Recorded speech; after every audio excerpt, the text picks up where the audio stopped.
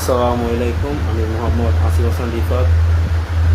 আমরা সবাই হাম সম্পর্কে জানি, যেটা আমরা মেডিকেল ভাষায় মিজেলস বলে থাকি। মিজেলস হয়ে একটা ভাইরাল জাতীয় রোগ, এটা হয়ে থাকে মিজেলস ভাইরাসের জন্য। এখন ইদানিং আমাদের দেশের মধ্যে প্রচুর পরিমাণে মিজেলস বা হামের রোগী বেড়ে যাচ্ছে শিশুদের। এখন আমাদের কীভাবে বুঝবো যে আমরা শিশুদের মিজেলস বা হামে আক্রান্ত কিনা? সবার আগে কিছু সিমটম বলতেছি বা লক্ষণ এগুলো থাকতে পারে। এক হচ্ছে সবার আগে বাচ্চার কাশি থাকতে পারে। 2 নম্বর হচ্ছে বাচ্চার হাই গ্রেড ফিভার থাকতে পারে।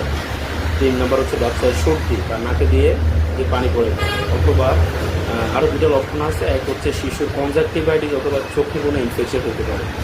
দেন হচ্ছে আমরা যেটা 3-4 দিনগুলো হওয়ার 3-4 দিন পরে যে লক্ষণটা দেখা যায়, এটা হচ্ছে র্যাশ বা লাল লাল গোটা চেপা, এটা হতে পারে শিশু। আমরা অবশ্যই এই লক্ষণগুলো দেখা দিয়ে শিশুর চিকিৎসা নিতে হবে। যদি আমরা শিশুর চিকিৎসা না নিই, তাহলে এই ক্ষেত্রে ভয়াবহ কিছু রোগ হতে পারে, যেমন কি হচ্ছে নিউমোনিয়া হইতে পারে, তারপর হচ্ছে মানে যেটা লাং ইনফেকশন, দেন হচ্ছে এনকেফালাইটিস বা খিঁচুনি রোগ হতে পারে, অথবা হর্টিকুলার ইনফেকশন বা চোখে কোনো ইনফেকশন হতে পারে। তো আমরা অবশ্যই মানে এই লক্ষণগুলো দেখে গেলে বা অবশ্যই নিকটস্থ হসপিটাল অথবা নিকটস্থ যে চিকিৎসক আছে ওনার পরামর্শ নিব।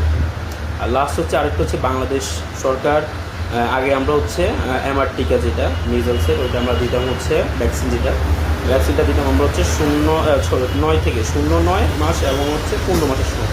এখন যেহেতু এখন একটা মহামারী আকার গ্রহণ করছে, এক্ষেত্রে সরকার নিয়ম করছে 6 মাস থেকে 10 বছর পর্যন্ত যত শিশু সন্তান আছে সবাইদের হচ্ছে ভ্যাকসিনটা দেওয়ার জন্য। তো অবশ্যই আমরা ভ্যাকসিনটা দিব। এতটুকু বললাম। আল্লাহ হাফেজ, আসসালামু আলাইকুম।